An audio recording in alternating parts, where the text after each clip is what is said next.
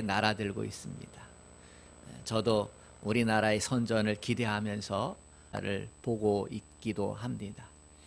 좀 속상한 일이 있었어요. 그래도 쇼트트랙이 우리나라의 메달밭인데 첫 1000m 남자 게임부터 오심이 나가지고 우리나라 선수가 1위, 2위로 들어왔음에도 불구하고 탈락하고, 또 결승에 올라간 헝가리 선수도 잘 탔는데 또 탈락하고, 그러면서 중국 선수가 금메달을 차지하고, 제가 객관적으로 보려고 여러 번 보았는데요, 역시 오심이에요. 오심은 4년 동안 준비한 선수들에게 커다란 아픔을 가져다 줍니다. 한 선수의 꿈이 무너져 내리고 그 고통이 이루 말할 수 없기 때문이지요. 올림픽 게임마다 오심이 여러 번 등장하는데요, 그때마다 마음이 속이 쓰립니다. 열심히 수고한 선수가 금메달을 따는 게 나라와 민족을 떠나서 옳은 것입니다. 그래야 축제가 되는 것이지요. 정치적인 목적으로 활용돼서는 안 되는 것입니다. 그래서 저는 오심으로 인해서 잘못된 선수들을 보면요, 늘 마음속에 기도가 됩니다. 우리나라 선수들뿐만 아니라 다른 나라 선수들까지. 그러면서 이번에도 또 오심으로 힘들고 어려운 상황에 빠진 선수들이 우리나라 말고도 헝가리 선수도 있고, 또 스키보드에서는 복장 문제 때문에 뛰어보지도 못하고 탈락한 선수들도 있었습니다. 그러면서 제 삶을 한번 들여다보는 거예요. 4년의 노력도 물거품이 되는데 내 인생 전체 끝났을 때 내 삶이 물거품이 된다면 얼마나 속상할까.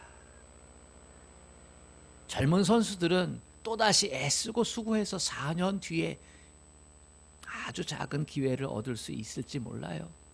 그러나 우리 인생의 끄트머리에 가서는 다시 기회가 없다는 사실입니다. 예수를 믿는다는 것은 천국에 들어가는 것으로 끝나는 거지요. 천국에 들어갔을 때 우리는 면류관을 다 하나씩 또는 2개, 3개씩 받게 되는 줄로 믿습니다. 그러니까 예수 믿는다는 것은 면류관으로 끝난다, 이렇게 볼 수가 있어요. 면류관은요, 그것은 금메달이에요.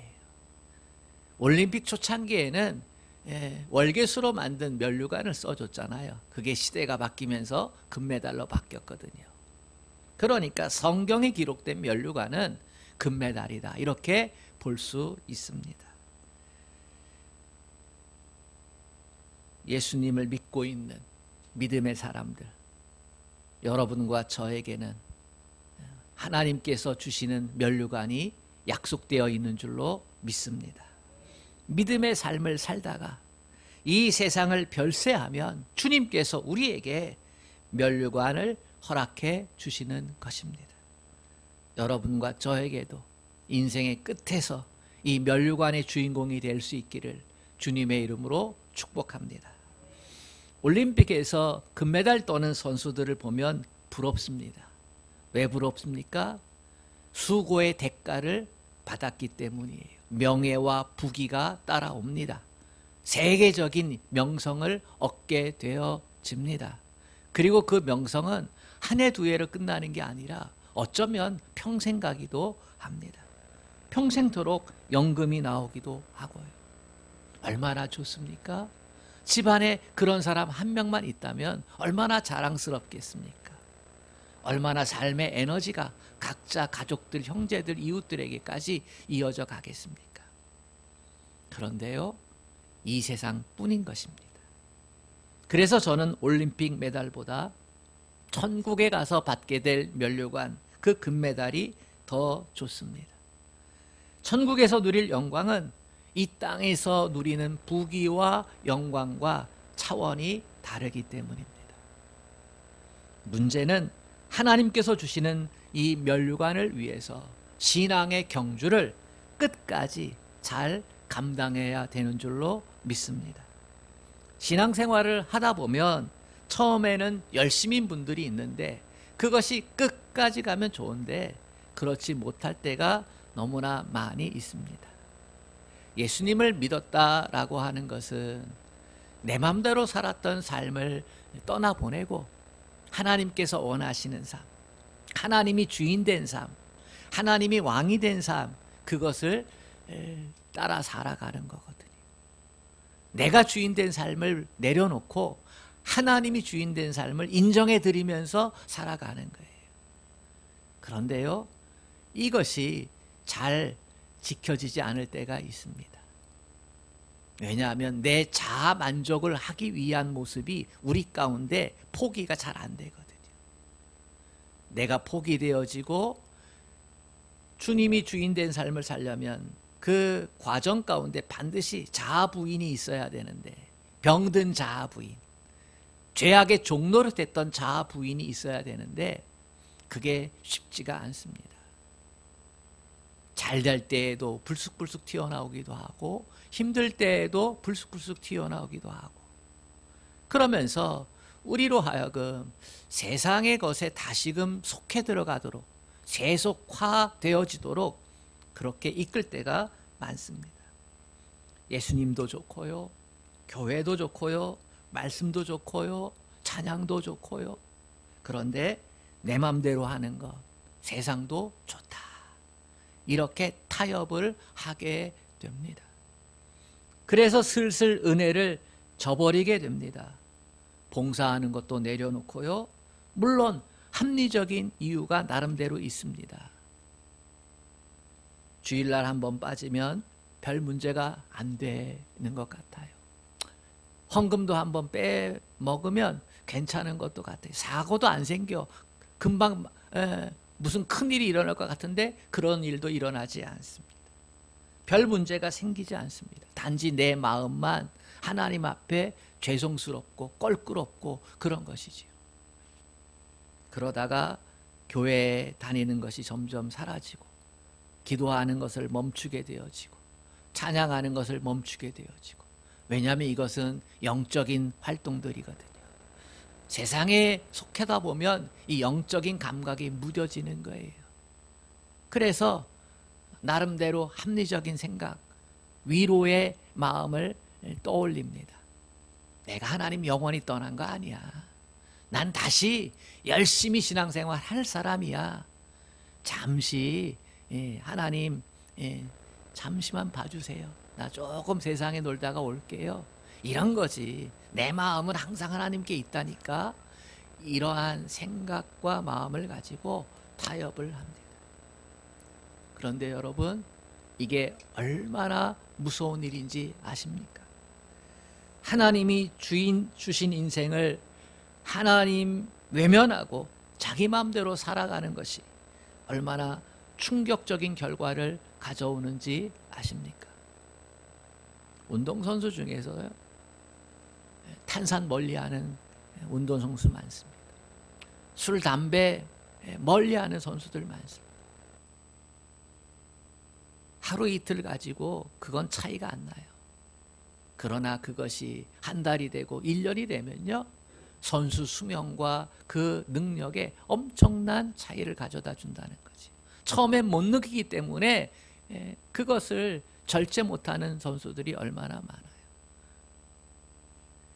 신앙생활을 하면서 하나님과 점점 외면되고 하나님을 외면하고 살아가는 것, 처음은 큰일 안 일어날지 몰라요.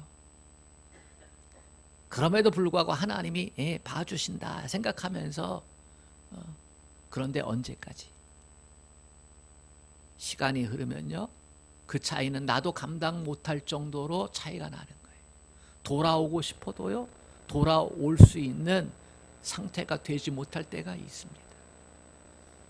오늘 우리는 하나님을 외면하고 자기 마음대로 막 인생을 살다가 고통을 당한 한 사람을 만나게 됩니다. 그의 인생의 끝에서 면류관, 즉 금메달을 사탄 마귀에게 빼앗긴 사람이 됩니다. 주님이 주시는 면류관을 사모한다면 오늘 말씀을 통해서 우리의 믿음을 새롭게 결단하게 되기를 축복합니다. 오늘 본문에 나오는 면류관을 빼앗긴 사람은 사울 왕입니다. 사울 왕은 처음에 아주 매력이 많은 사람이었어요. 일단 그는 외모가 출중했습니다. 사무엘상 9장 2절에 보면 이스라엘 사람들 중에 사울보다 준수한 사람이 없다 이렇게 말씀하고 있습니다. 일단 키가 커요. 보통 사람들보다 어깨 위에 키를 가지고 있습니다. 그러니까 보통 사람들이 이 사울의 어깨에 온다는 거예요. 머리가. 자기는 어깨보다 더 큰 거예요. 최소한 한 뼘 이상이 큰 거예요. 그리고 얼굴도 매우 잘생겼어요. 누가 봐도 잘생겼어요. 그러니까 이스라엘 백성이 하나님께 왕을 구할 때 하나님께서 이스라엘 백성들의 입맛대로 그 외모적인 모습, 보이는 모습을 허락해 준 거예요. 얼마나 사람들에게 인기 있어요. 얼마나 보기에 멋져요. 야, 역시 우리 왕이 될 만해 할 정도의 겉모습이에요. 이 사울이 어떻게 왕이 되었습니까? 요즘 대통령 되려고 얼마나 치열합니까? 3월에 선거 두고 당에서 후보자 되는 것도 얼마나 치열해요. 그런데 후보자 되고 나서 이제 국민 투표 받기 전까지 또 얼마나 인신공격이 많습니까? 예, 별의별 게 다 튀어나오고 또 거기에 여러 가지 사실이 아닌 뉴스들이 더해지고 말이에요. 정말 야, 저거 보통 심장 가지고는 대통령 후보 못 되는 것 같아요. 뿐만입니까? 국민투표 통과해야 되잖아요. 그런데 이 사울은 어떻게 왕이 됐습니까? 왕 되려고 한 적 없어요. 돈이 들어간 것도 아니에요. 공약도 필요 없었어요. 잃어버린 암나귀 그거 찾으러 나갔다가 선지자 사무엘 만나서 기름 부음 받고 왕이 된 거예요. 하나님께서 사무엘 선지자에게 내가 너한테 한 사람을 보낼 거야. 하나님의 섭리 가운데 보내졌지만 이 사울 개인으로는 암나귀 잃어버려 가지고 그거 아버지의 명대로 찾아서 성실하게 찾아다니다가 애쓰다가 사무엘 선지자 만나서 기름 부음 받고 왕이 된 거예요. 그러니까 외모만 출중한 게 아니라 성실함도 있었어요. 아버지 말씀에 순종하는 모습도 있었어요. 외적이고 또 인간 됨됨이도 괜찮았어요. 그래서 하나님이 왕으로 세운 거거든요. 여러분, 이렇게 운 좋게 복받은 사람이 얼마나 되겠습니까? 왕이 돼서도 그는 승승장구했어요. 이스라엘의 초대 왕이었으니까 얼마나 사람들이 잘 따랐겠어요? 순종 잘했겠어요? 또 사울이 보통 사람보다 키가 더 컸으니까, 그 말은 힘이 더 셌으니까 전쟁에 나가서도 앞장서서 했고 승승장구했어요. 하나님이 함께 하셨고요. 백성들에게 많은 존경을 받기 시작했어요. 살펴보면 그 인생의 면류관은 틀림없었을 거예요. 그가 하나님 앞에 섰을 때 금메달은 보장되었을 거예요. 그렇게 잘 살아갔습니다.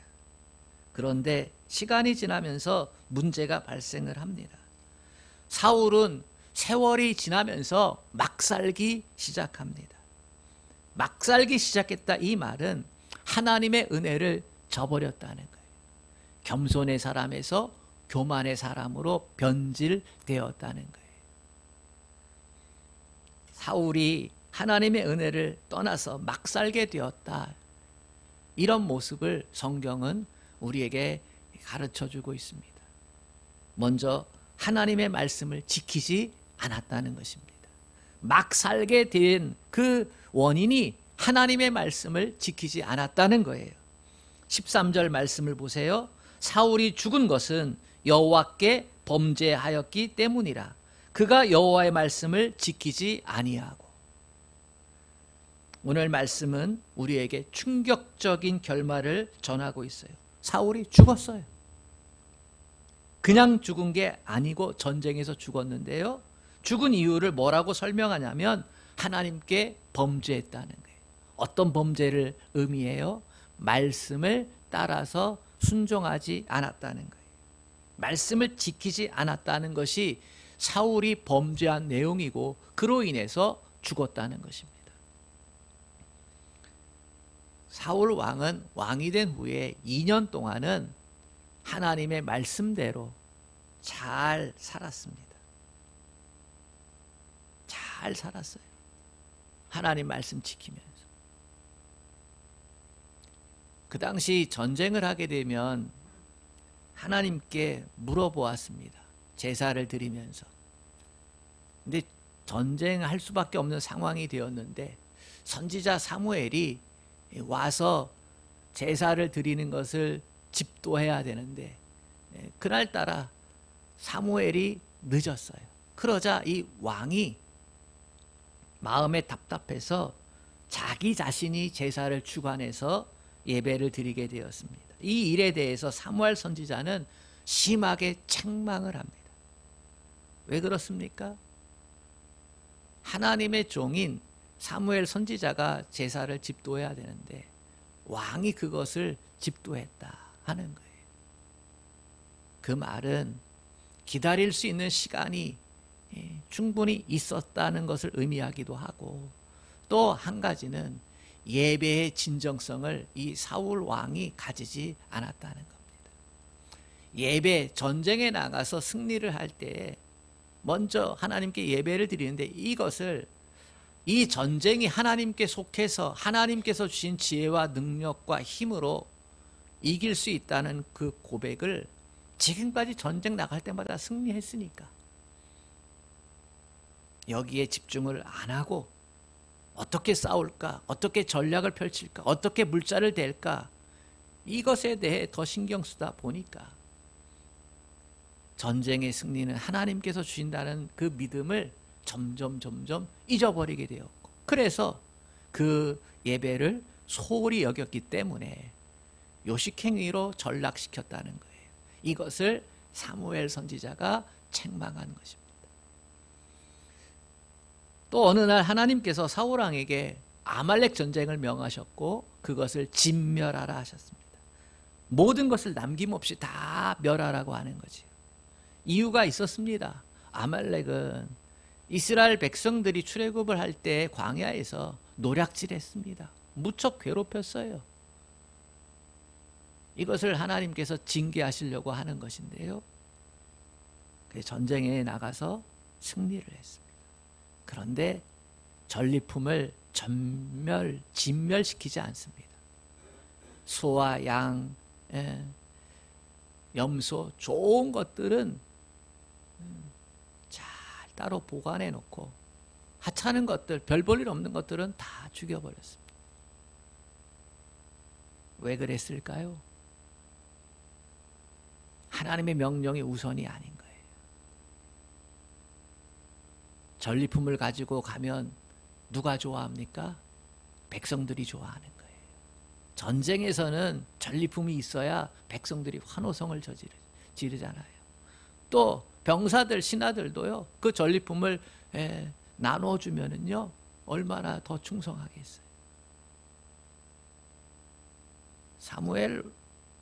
사울 왕이 세상 왕처럼 자기의 통치의 모습을 백성들과 군사들의 인기로 유지하려고 그렇게 터닝했다는 거예요.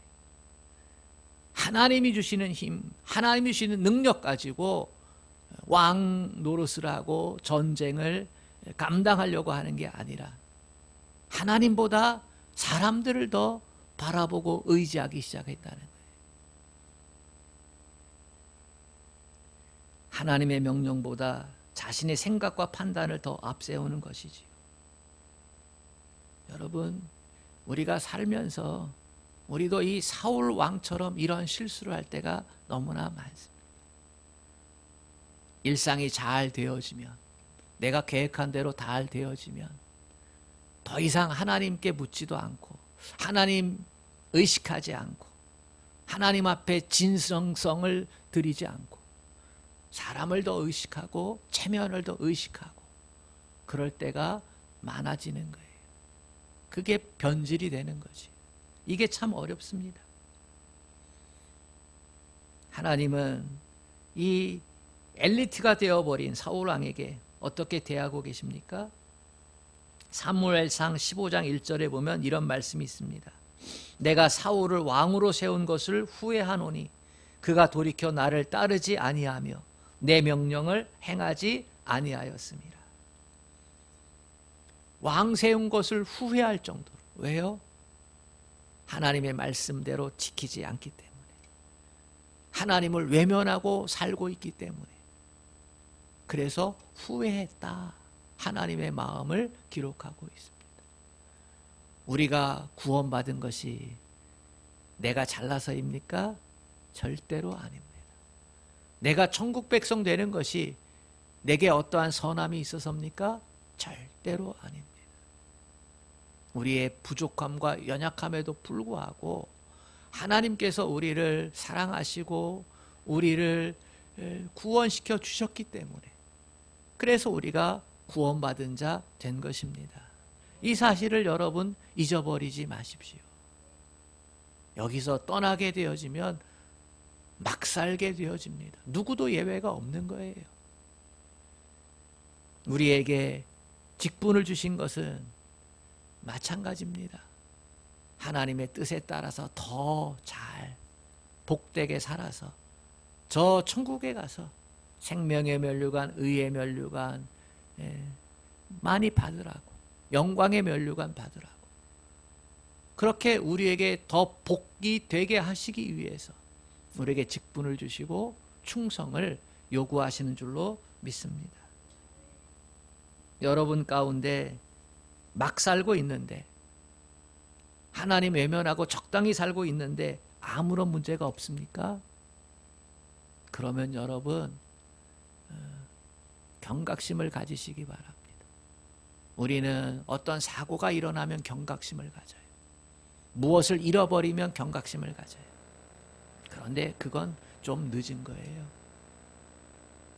아무 일 없을 때, 하나님 좀 떠나 있는데, 하나님 외면하고 내 마음대로 적당히 살고 있는데 근데 모든 게 잘 되어져 간다? 여러분 이거 위험한 때입니다. 그러다가 죽게 됩니다. 교만을 내려놓고요, 말씀을 읽고 믿음으로 하나하나 결단하면서 다시 순수한 마음으로 신앙생활을 하실 수 있기를 부탁드립니다. 두 번째로 사울이 그 끝에서 면류관을 잡을 수 없었던 이유, 받을 수 없었던 이유는요, 신접한 자를 찾았기 때문입니다. 13절 하반절에 말씀 지키지 않고 신접한 자에게 가르치기를 청하고.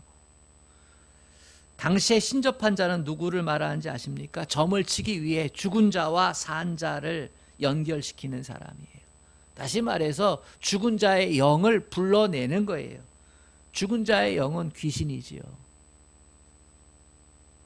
귀신이, 사탄 마귀가 죽은 자의 영을 모습을 하고서 나타나는 거예요. 즉 현실 세계와 사후 세계의 중간에 있는 영매자들이 이 신접한 자들이에요. 이 사람들은 사탄 숭배를 하는 사탄 마귀의 하수인들이죠. 그래서 하나님은 이러한 신접한 자를 어떻게 하라고 하셨는지 아십니까? 돌로 쳐 죽이라, 이렇게 얘기했어요. 보고 싶은 사람 불러내서 얼마나 위로받기를 원하겠어요. 또 능력 있는 사람, 앞일을 예견하는 듯한 사람, 그런 사람 얼마나 우리가 위로를 받겠어요. 그러나 그 배후에는 다 사탄 마귀가 있다는 사실을 기억하시기를 바랍니다. 사탄 마귀가 우리 조상들의 모습으로 나타나는 거예요. 저는 정말 궁금합니다. 하나님의 은혜를 경험한 사람이 어떻게 신접한 자를 찾을 수 있을까? 그만큼 이 사울 왕의 믿음의 상태가요, 땅에 떨어져 있는 거지. 이게 어떻게 가능할까 생각해 보았는데요, 사울 왕이 복음을 온전히 만나지 못했기 때문이라 생각합니다.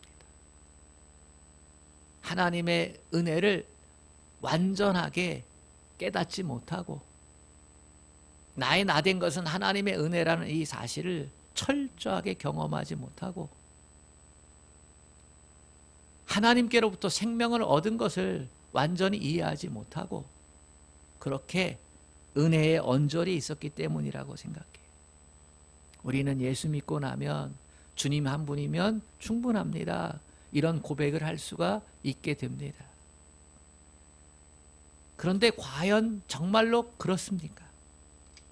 사실 예수님을 만나게 되면 주체가 바뀌잖아요. 예수님이 내 주인 되고, 그러면서 우리의 인생이 평안해집니다. 내가 할 수 있는 것이 없다는 것을 압니다. 그래서 하나님을 신뢰하고 하나님께 기도합니다. 내가 수고하고 애쓰면 그 결과는 하나님이 책임져 주셔야 되는 거거든요. 내가 열심히 일한다고 그 몫이 다 내게로 돌아옵니까? 아닙니다. 사람이 배신할 수도 있고 자연재해가 날 수도 있고요. 그렇지요. 내가 모르는 사이에 화재가 날 수도 있고. 우리의 무능을 깨달게 될 때는요, 하나님의 전능하심 앞에 머리를 숙일 수밖에 없게 됩니다. 세상사도 그런데 우리의 영혼의 문제는 어떻겠습니까? 그렇기 때문에 내가 하면서 살아가는 것 같지만, 하나님, 내가 하면서 사는 게 별로 없습니다. 주님이 하십시오. 택한 자녀이기 때문에 주님이 하십시오. 그리고 우리는 기도하면서 하나님을 신뢰하는 거죠. 그런데 온전한 복음을 만나지 못한 사람들은 어떻게 합니까? 예수님이 자기 자신을 위해 죽으신 것은 믿습니다. 감사합니다. 그리고 아무 일 하지 않습니다. 하나님의 영광을 위해서, 하나님께 붙잡힌 바 되어서 하나님을 결론 삼고 예수님을 결론 삼고 살고자 하는 그 수고가 없다는 말입니다. 언제 나 자신이 나타나는지 아십니까? 언제 내 믿음이 드러나는지 아십니까? 가장 무섭고 힘든 환경입니다. 이때 진짜 믿음이 나타납니다. 그런데 이때 믿음이 없으면 어떻게 되는지 아십니까? 유치해집니다. 지푸라기라도 잡고자 합니다. 그래서 잡신을 찾아가는 겁니다. 하나님을 찾지 않고 잡신을 찾는 거예요. 진짜 하나님께서 나를 구원하신 그 구원의 복음을 경험했으면요, 가장 힘들 때 하나님 찾아야지. 평소에도 그 하나님을 믿고 의지하며 살아야지. 그런데 그런 하나님을 내가 만나지 않고 모시지 않았기 때문에 정말로 힘들고 어려운 순간에, 결정적인 순간에 이 사울 왕은 잡신을 찾아가는 거예요. 신접한 자를 찾아가요. 우리나라에 무속인이 100만 명이 넘습니다. 이번 모 대선 후보도 손에 왕자 새겼다가 큰 곤욕을 치르지 않았습니까? 그럴 수 있다고 생각해요. 얼마나 두려워요, 후보되는 게. 얼마나 많은 공격이 있겠어요. 그러니까 평소의 습관대로, 우상 섬기는 자들은 다 그래요.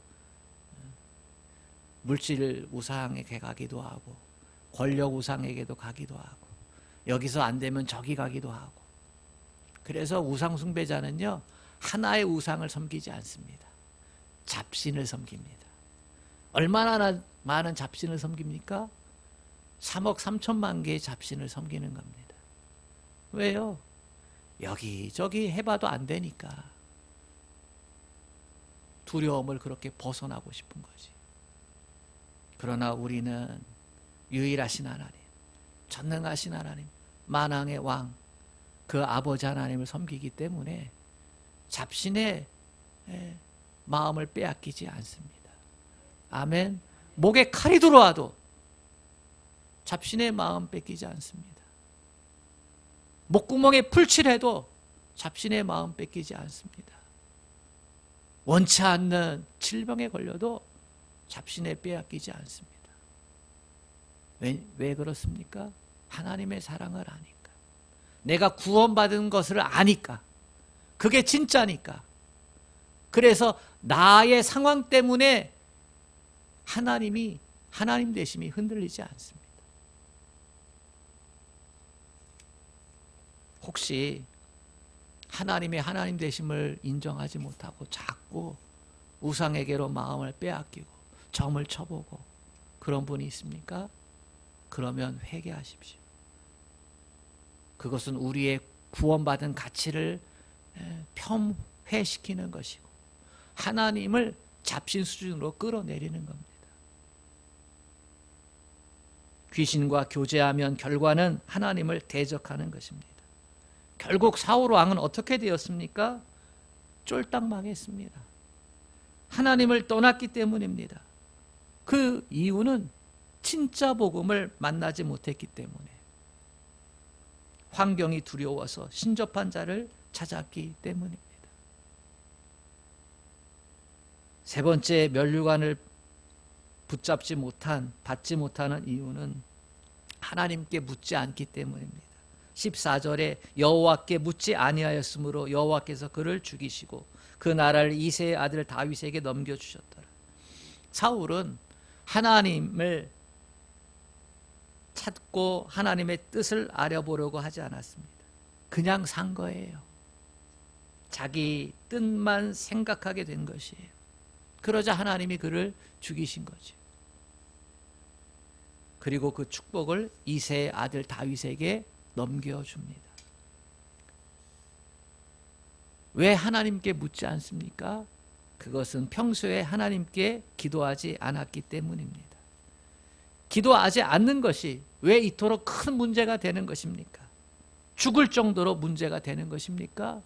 주셨던 축복을 다 빼앗을 정도로 기도하지 않는 것이 문제가 되는 것입니까? 네, 그렇습니다. 기도하지 않는 것이 문제가 됩니다. 왜 그런지 아세요? 기도한다는 것은 하나님을 인정한다라고 하는 가장 대표적인 믿음의 행위이기 때문입니다. 기도한다는 것은요, 모든 것이 다 하나님께 연결되어 있습니다. 우리가 기도하면요, 예스로 응답받잖아요. 그러나 노로도 응답받습니다. 아멘. 다른 것으로도 응답받습니다. 또 기다리라는 응답도 받습니다. 그러니까 기도는 응답이 없었던 적이 한 번도 없습니다. 이러한 사실을 어떻게 합니까? 우리가 충심으로 기도하고 하나님께 의심치 않고 믿음으로 기도하고 그렇게 시간이 지나면 뒤돌아보면 응답 아닌 것이 없었구나 라고 하는 것을 정말로 깨닫습니다. 조급하지 않으면 때가 이르면 하나님이 다 이루게 해주십니다. 그러므로 기도는 믿음의 삶과 아주 밀접한 관계가 있는 거예요. 그래서 기도를 영적 호흡이라고 하지 않습니까? 그런데 가장 비참하고 저주받은 사람이 어떤 사람인지 아십니까? 아까 말했듯이 하나님과 멀어졌는데도 일이 잘 되어졌다 이렇게 생각하면 그거 비참한 거예요. 또 한 가지, 기도하지 않았는데도 잘 되는 사람입니다. 기도하지 않았는데도 돈을 잘 벌고, 기도하지 않았는데도 건강하고, 기도하지 않았는데도 가족에 문제 없고, 기도하지 않았는데도 사건 사고가 생기지 않고. 왜 그런지 아십니까? 이런 사람은 기도를 계속하지 않을 가능성이 더 많기 때문입니다. 이런 사람이 누굽니까? 바로 사울 왕입니다.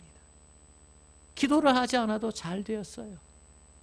세상 왕처럼 따라가서도 잘 되었어요. 대박이었어요.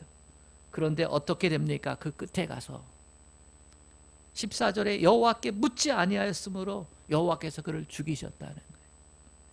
얼마나 무서운 이야기입니까? 다윗은 어떻습니까? 다윗은 기도의 사람입니다. 그는 왕이 되기 전부터 하나님께 기도하고 여쭈었습니다. 그리고 왕이 되어서도 어떻게 기도하는지 아십니까? 역대상 14장 10절에 보면 다윗이 하나님께 물어 이르되 내가 블레셋 사람들을 치러 올라가리이까 주께서 그들을 내 손에 넘기시겠나이까 하니 여호와께서 그에게 이르시되 올라가라 내가 그들을 내 손에 넘기리라 하신지라. 사울왕과 다윗의 결정적인 차이가 그것입니다.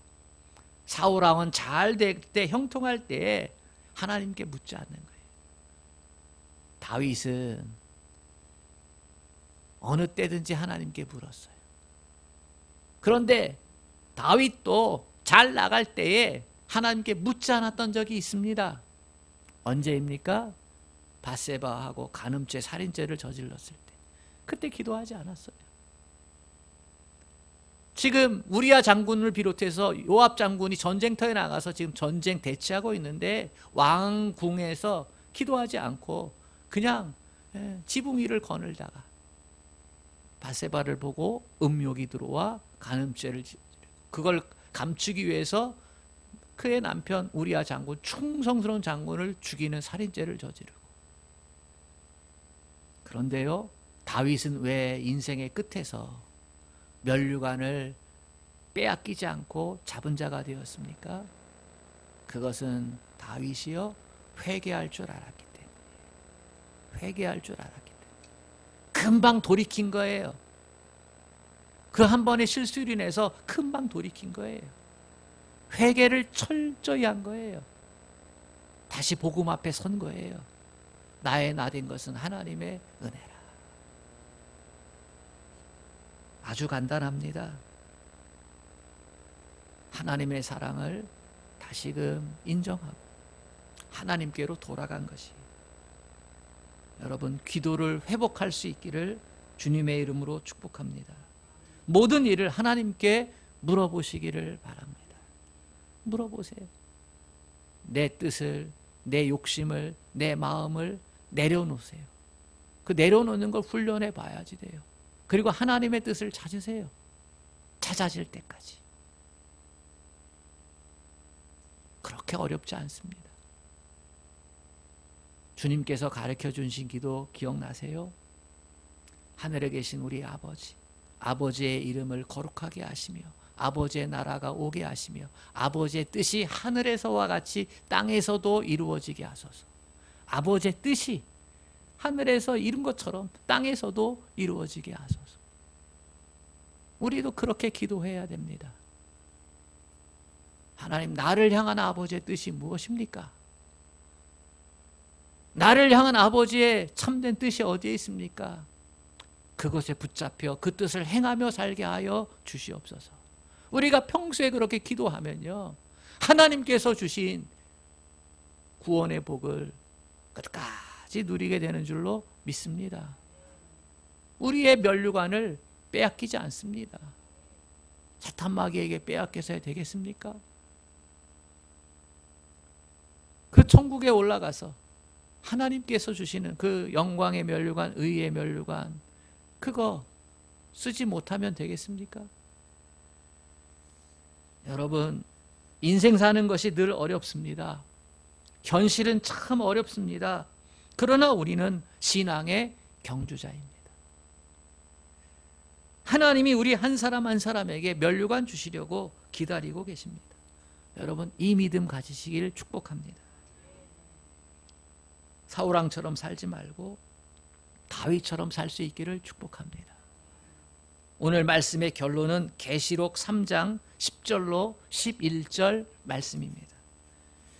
내가 나의 인내의 말씀을 지켰은즉 내가 또한 너를 지켜 시험의 때를 면하게 하리니 이는 장차 온 세상에 임하여 땅에 거하는 자들을 시험할 때라. 내가 속히 오리니 내가 가진 것을 굳게 잡아 아무도 내 면류관을 빼앗지 못하게 하라. 아멘. 시험의 때가 있다는 거예요. 인생이 어둡고 힘들고 고통스러울 때 사탄 마귀를 통해서 시험의 때가 온다는 거예요. 그때 말씀을 지켜 시험의 때를 이기면 면류관을 빼앗기지 않게 되는 줄로 믿습니다. 자비하신 하나님 아버지,